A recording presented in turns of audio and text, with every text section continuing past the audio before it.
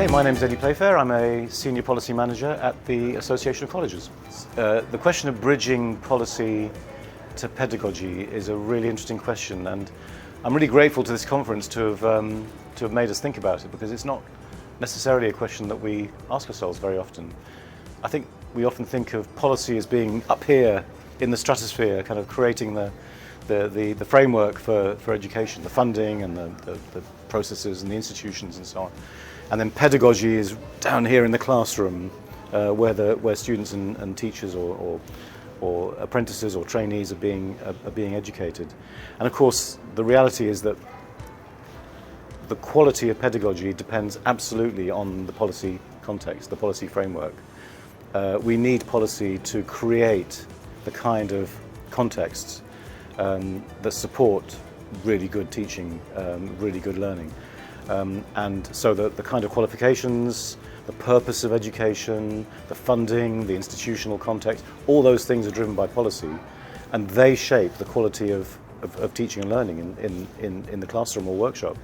So they're absolutely intertwined, and I think it's really great to have that focus here at this conference on that. How do we equip our educators and leaders for our new skills system? Well, there's a prior question really, which is, what do we mean by a new skills system? What do we even mean by a skills system? I'm always a bit wary of picking out skills from knowledge and sort of picking it out as some separate area of learning. I think we just need to remember that skills are absolutely contextual. They're social. They're relations between they're acquired in a social setting. They're used in a social setting, and they like pedagogy and policy. They are completely interlinked with what's going on in society, with the labour market, with the economy, with culture and society generally. So I'm a little bit reluctant to talk about a skills system, but clearly we need to develop our students' skills. We want our students to leave us with higher level skills and better skills, and to leave us more confident and with more agency and with more essential skills, more critical skills than they came to us with.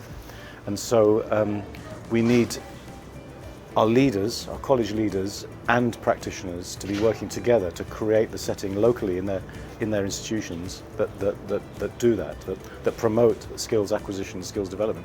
So the whole culture of a college, if we're talking about colleges, the whole culture of a college has to be around skills acquisition, skills development and knowledge acquisition and knowledge development as part of becoming a confident, fluent, effective, successful worker and citizen of this country.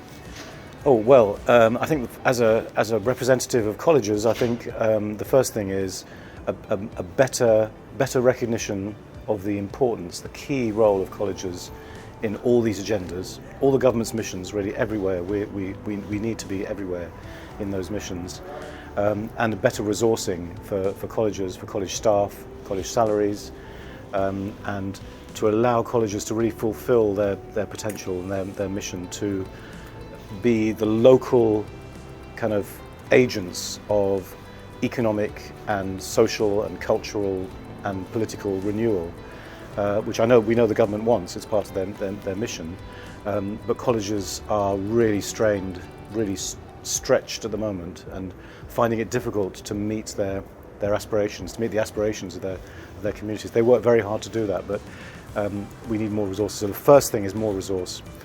Other things, we need an industrial strategy that meets the needs of our society.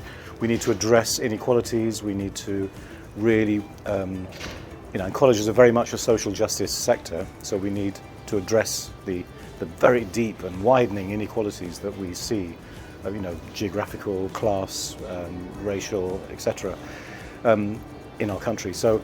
Those are the kind of things we want to see from government, but actually colleges are ready, willing, able, enthusiastic, committed to helping with those missions, and they're doing a lot of it now. It's just that the resources are very, very stretched.